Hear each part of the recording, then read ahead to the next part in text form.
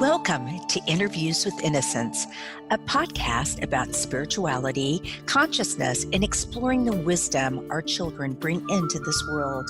I believe that our very young children are our greatest teachers. After all, they're the masters of living in the present moment, bubbling in unconditional love, enjoying the messiness of life, and curious about the universe in all its dimensions. The pure essence that young children exhibit lives within all of us. My hope is that these interviews will help us discover, embrace, and connect with the sacred core of childhood that resides within each of our hearts. I am your host, Marla Hughes. Today, I am honored and thrilled to have Sandy Eisenberg Sasso on the show. Sandy served as senior rabbi of Congregation Beth-El Zedeck, Indianapolis, Indiana, from 1977 to 2013. She is currently the director of the Religion, Spirituality, and the Arts Initiative at IUPUI Arts and Humanities Institute. Dr. Sasso received her BA and MA from Temple University. She was the first woman ordained from the Reconstructionist Rabbinical College in 1974 and received her Doctorate of Ministry from CTS in 1996. What is CTS, Sandy? It's Christian Theological Seminary. Got it. Which is a seminary in Indianapolis. Great. And Sandy is the author of many nationally acclaimed children's books. And this is what I want to talk about today, because this is so needed in our world. And she's also had many publications on children's spirituality, including the International Journal of Children's Spirituality. Who knew there was a journal? Now we know. And she also was she had an interview with Krista Tippet on the spirituality of parenting, which has been heard all around the world. So I encourage you to go onto YouTube and listen to that. So welcome to the program, Sandy. I'm delighted to be here. Yes. It's so great to know you're in Indianapolis, because as you know, I'm from Indiana, and my twin sister actually works at Indiana University. So yeah. So she's there. Kudos go out to her, because she's a nurse practitioner. So she's trying to keep the students and the faculty healthy and obeying. Obeying, that's not a great word, but following the rules. So Sandy, tell us a little bit about your childhood, and how you began considering entering the rabbinic. How do you say that? Rabbinic. Entering a rabbinical seminary, entering the rabbinate. Yes. At age 16, was it? Well, that's when I decided that I'd like. Okay. So tell us about that. So I grew up in a synagogue in Philadelphia, Congregation Knesset Israel, which was a Reform congregation, and I admired the rabbi there greatly. I was very involved in youth group. I ended up often conducting services for my youth group, giving little sermonettes at the time. And when I was confirmed, when I was 16 years old, completing 10th grade, there was a special service on Shavuot, in which all the students in that class would be, quote unquote, confirmed. We had 120 students in our class, which was a very large number given today's audiences, right? And I remember that service being very powerful for me. And I can recall very vividly coming home after that service, going into my room, sitting on the edge of my bed and saying, I want to be a rabbi. Wow. Now, often people will say, well, when were you called? And I think of myself being called from outside, but I certainly was being called from inside. Something was really happening internally, spiritually, that was pushing me to consider this. Yeah, that's beautiful. And I think that most often those messages that when you're called from within, that's when you know it's the real thing, when you just feel that. So you've written all these like wonderful children's books, and I'm really intrigued by your interest in how you got involved, how you became involved in working with children. So it is an interesting journey. So when I started working in a congregation, particularly when I came to Indianapolis, I had worked at a synagogue for 3 years before I came to Indianapolis, where I also worked with my husband in the same synagogue. And I started to lead family services and started to tell stories.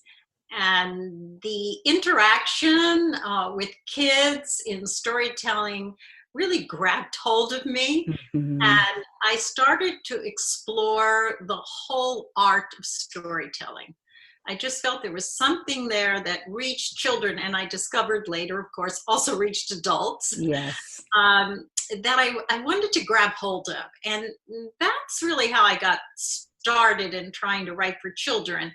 And then I was taking a class for my Doctor of Ministry in Religion and Children. And I recall being asked to write, an academic paper. And I was thinking to myself that I could not do that because I just didn't want to write an academic paper.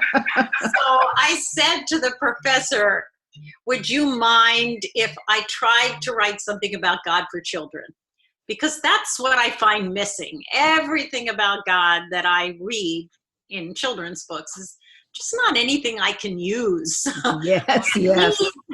Read to the kids in the synagogue, read to my own children. And I was very fortunate to have a wonderful professor who said, go ahead, try your hand at that. I had never written a children's book before. And so I wrote this story, which is called God's Paintbrush. Yes. And of course, it took many, many years. So 6 years later, it became my first children's book. Wow.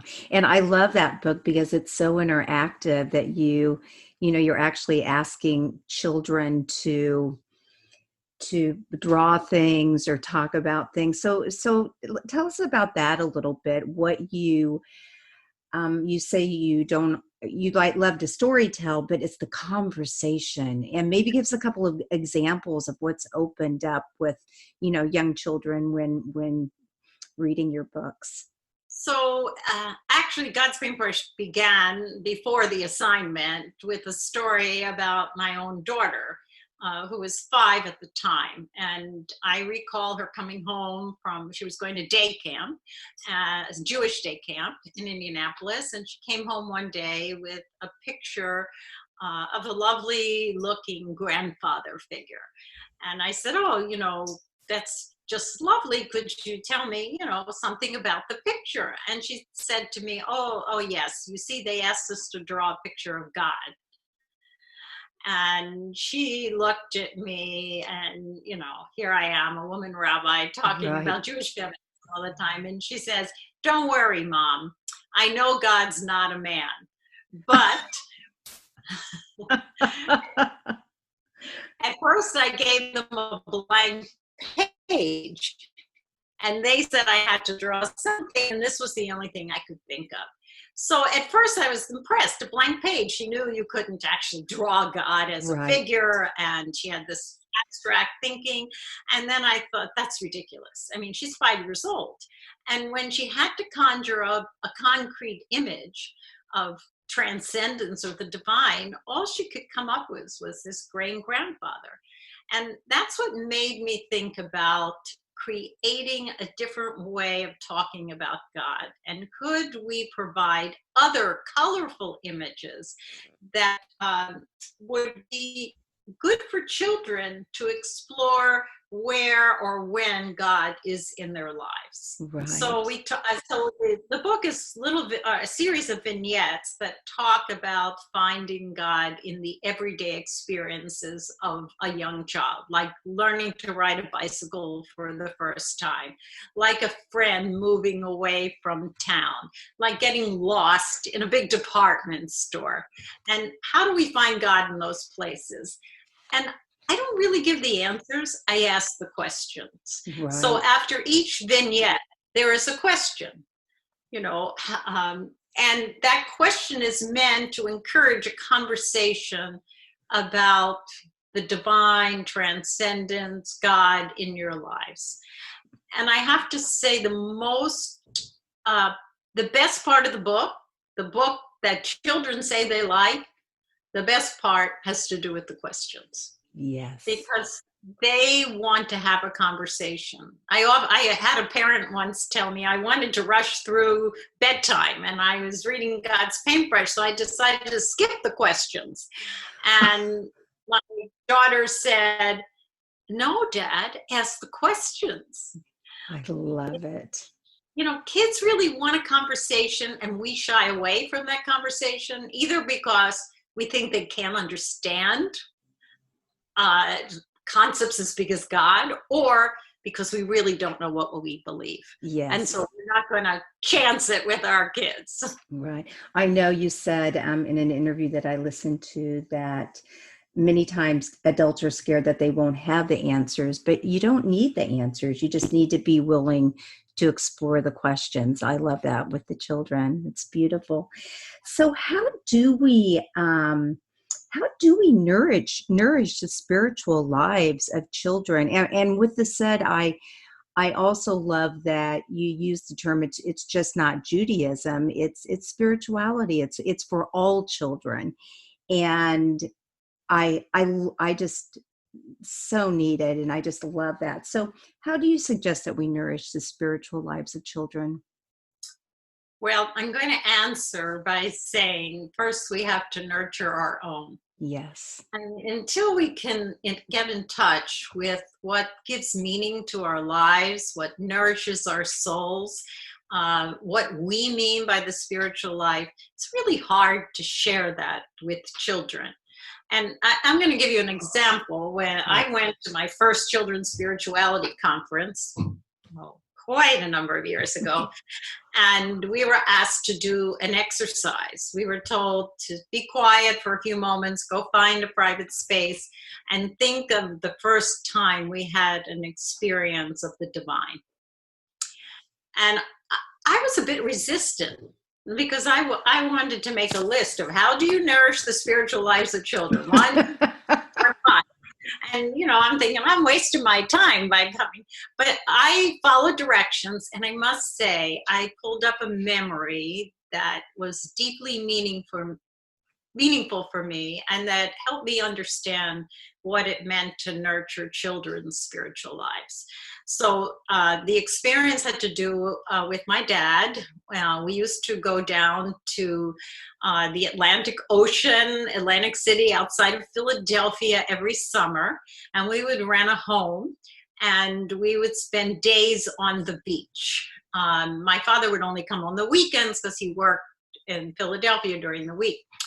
And I used to love to play in the waves until one day I was toppled by a large wave, and I felt the pull of the undertow. And then I became afraid of the ocean.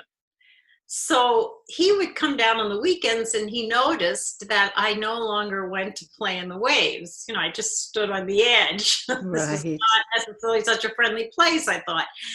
And he didn't say a word. He just picked me up in his arms, and he carried me over the waves until I felt secure enough to be able to go in the water again.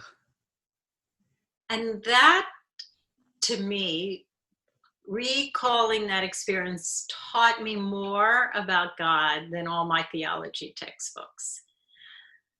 So nurturing the spiritual lives of children has to do with creating those experiences, the experience that have touched us deeply and have moved us to new places. And those experiences often have to do with particular place. Like I can still see that beach. They have smells. I can still smell the salt water. They have taste. I still taste the vanilla custard that we used to get at the time. The sounds of the ocean. I mean, all of these pieces go to creating these experiences. So they are not out of these world experiences. They're everyday experiences that we create for our children and come to acknowledge them and value them. Yes. It took me a long time to recall this because nobody ever told me these stories. But if we can help kids acknowledge these experiences and help create those times for them, then we are touching a deeper part of their lives. Right. And it seems to me by acknowledging and them understanding that that is a touch of the divine, that they are able to find it maybe in even more experiences and really appreciating it. So I think, so there are, you can also speak of other elements that go into nurturing spiritual lives. And one, of course, is storytelling. Yes. Tell powerful stories that touch a deeper place in them and having conversations about those stories. So if we can tell stories, we help our kids grow up. Right. And the other thing is also participating in rituals, because rituals enable us to stop and take moments that become familiar and routine, that say not all time is the same. There are special times in our lives and in our day and in our week, which we mark by creating certain rituals. And children value those deeply. I mean, I will remember as a young mother, saying Shabbat prayers with, my kids growing up. Yes. I can't say they were always perfectly behaved. I understand that for sure. And so, there were moments I thought, oh, great, we're lighting the candles, we're saying the blessings, we're, giving each other a hug, and they're ready to go off to do something else. And I'm thinking, I don't even know if this is meaningful. But later, like, for example, when my son went to college, the first Shabbat he was away, he called and said, can we light the candles together? Oh, that's beautiful. Don't always know the impact of what you do.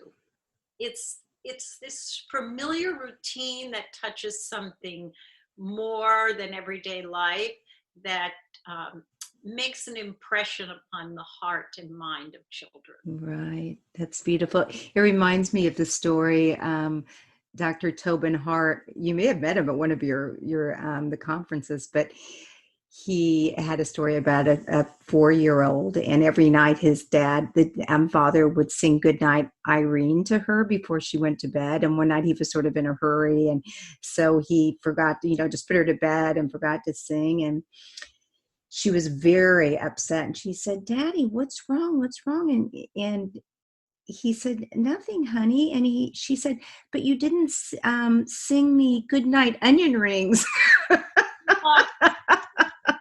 That story just really touched my heart. I agree with you so much about storytelling. I'm also a storyteller. I've taken some classes in storytelling, and I used to make up stories all the time for my kids, and to teach them things, to share things. So I'm going to give you another experience that relates to that. So we happen to be talking right now in a time when we are all in quarantine. Yes. So this past Shabbat, I was, one of my kids lived in town with grandchildren, and the other lives out of town. And on that Friday night, we all got on a Zoom call to light candles and say the blessings together. And that just felt deeply spiritual, connected in a way with something from long ago that still speaks to us today. Absolutely. So important. And And I think that many people are losing that, and hopefully we'll remember now how important those things are, especially in light of everything that's going on in the world right now. So, well, I just love that. And I know you said once again in one of your interviews, when you were asked the question about nourishing the spiritual lives of children, you said it's really happening when no one else is looking. What do you do when you see a homeless person? What do you do when you see a sick animal? How do you or we treat others? The children are always looking, and that's how we, as you said, the way we live our lives. Also, Beautiful. I would add having time for quiet. Mm-hmm. Our world is noisy. If it's not noisy because people are talking, it's noisy because there are sounds coming off the computer and the internet, and we rarely have time to be still. So I'd like to talk about one or two of your books. We've talked a little bit about God's Paintbrush, and I know that you came out last year with the story of And, A-N-D, and I read that actually had something to do with your life, that it kind of, but I've noticed a theme in a few of your books that talks about, which is very interesting, talking about this right now with the world where it is, the importance of us celebrating one another's diversity. It doesn't matter if we're different or if one person's, well, just different, that we're all in this together, and we need to recognize that. So what book would you like to talk about? Oh, that's so hard to say. Discuss, but I'd love to say something about and Okay. about a few others. I mean, so where did I get this idea from? I was teaching actually a class with artists on the story of Cain and Abel. And I came across a commentary to that story, which said the mark that God put on Cain's forehead to protect him after he had killed Abel was the Hebrew letter Vav, which is the letter that is also a word, which is and. And I thought, wow, is that extraordinary? I mean, to put the word and on Cain's forehead. Right. And I'm thinking what God wanted to say was, it is not just about you. It's about you and your brother, right? Aren't you? Yes. My brother's keeper, and everyone else. And it's a sign that we are all connected. And what we do to one person impacts on all of us and, in fact, the world. And then, I'm researching the word and I find that it's the most common word in the Bible, because it always starts, and God said. And so I think this is really powerful. And it's about our need to connect to one another and to understand that even if we don't realize, we are connected. So how could I tell a story rather than write a piece of philosophy? And it occurred to me that I could talk about different shapes and how different shapes, if they would come together, could build something even grander. So in this story, there's a square and a triangle, both of which sort of yell at each other and says, oh, you're terrible, you're missing. And the square says the triangle, you're missing a side. And in the end, Anne comes along, puts them together, and a square and a triangle make a house. And many houses make a neighborhood. Nice. The one I particularly love is there's an oval and a line. And the oval and the line come together and they make a note, a musical note. Beautiful. And notes make a song. And so it's all about shapes that are very different in appearance than each other. And they're fine alone. I mean, they have their own integrity. Yes. But what happens when they come together? What do they build, and what can they build? And I felt this was a good way of telling a story to kids, which they could also learn shapes and build things from shapes. And they could also talk about what it means to be with people who are not like us, and what we might be able to do together. Mm. And so it's a great story for me to write. I had so much fun with it. Yes. So what are the greatest lessons the children taught you, the ones that you've read the books to and in all of your teaching? Well, perhaps I can give you some examples. Yes. I love examples. That answer. So I remember one time reading the story of one of the vignettes in God's Paintbrush, in which I talk about God being an echo, like what's an echo?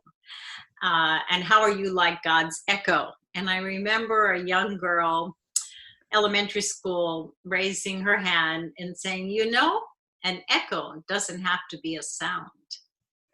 And I thought, wow, she understands that the way in which we reflect the divine is not only how we speak, but also how we act in the world. And I thought that was a big philosophical jump that I felt very, very, I was delighted by. Yes. And so I also have another book called In God's Name, in which God, the story talks about people calling God by different names, depending on their particular place in life. So, that's someone who's nursing a baby calls God mother. Somebody who is imprisoned, calls God the one who brings freedom. Someone who plants in the earth calls God creator. Someone who's lonely calls God friend. And when I would read that book, I would often ask both children and adults to take a few moments and to find the name for God that feels closest to them. Because often we just use names that we've heard, like, Lord, King, Adonai, ruler, and they don't really relate to our lives. So I had many powerful experiences of people telling me their names for God that I felt were prayers. Also learned that children can offer me a new perspective. They have this extraordinary sense of wonder and surprise that as we get older, we lose. And by being with children, you recapture that in very powerful ways. You sort of find that piece of the child that's still within you. Absolutely. And that's so much of what this podcast is about, finding that, remembering. So what do you think these beautiful lessons teach all of us about God and the power of love? Well, so it reminds me of a Hasidic, brief Hasidic story where a rabbi says to his disciple, "Where is God?" And the disciple says, "Oh my God, that's a ridiculous question, Rabbi. Isn't the whole earth full of God's glory?" And then the rabbi says, "God is wherever we let God in." Oh, wow. I want to create those opportunities for kids where they can let God, and we can use any word we want to say here, God, the spiritual, the transcendent, the divine, into our lives, because it opens us up to a deeper place in ourselves, and it opens us to other people. And we so desperately need those connections. That's why one of my latest books, which I was going to mention also, is Who is My Neighbor? And it's all about two different towns, a blue town and a yellow town that won't talk to each other because they're so different, and how they find ways to connect and understand one another and enrich each other without losing who they are. Wow, I haven't read that one. I will have to get that. Well, Sandy, you are just doing amazing work. I love it. And especially in today's world, our children need it more than ever. We need it more than ever. Everyone does. So I want to thank you from the bottom of my heart for you coming on the show, and just for these beautiful stories that you're sharing with the world. So thank you. Well, it's delightful to be here. Thank you for this opportunity. Absolutely. And if people want to find you, how would they do that? Well, I have a website. You won't be surprised by the title. It's allaboutand.com. Great. And you can find all my books, and I actually have 2 new books coming out. So, great. And what are the names of those? One is A Very Big Problem, and the other is Judy Led the Way, which is the story of the first bat mitzvah. Oh, that should be very fun. Well, thank you so much. And you try to stay warm in Indiana, warm and safe. Oh, it's spring, they say. Yeah, that's what they say. Well, listen, you have a great day. Thank you. Thank you so much.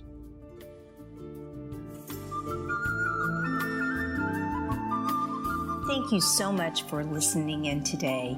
If you want to learn more about the show, you can find us at interviewswithinnocence.com and on Facebook or Instagram at Interviews with Innocence.